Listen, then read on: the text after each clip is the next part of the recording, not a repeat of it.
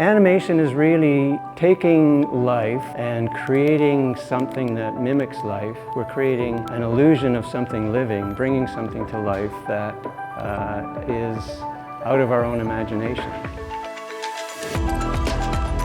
I like how all the teachers seem to be passionate about what they're doing.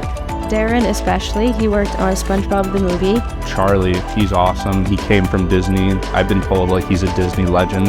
It's really inspiring, like how maybe one day I'll be there too.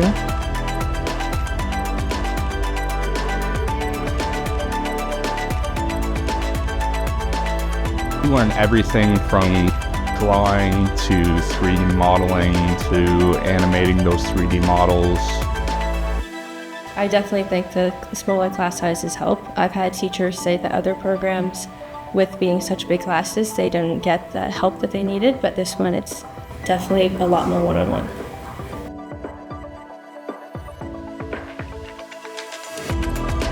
I think animation connects to a lot of people because you're able to make anything you could ever imagine.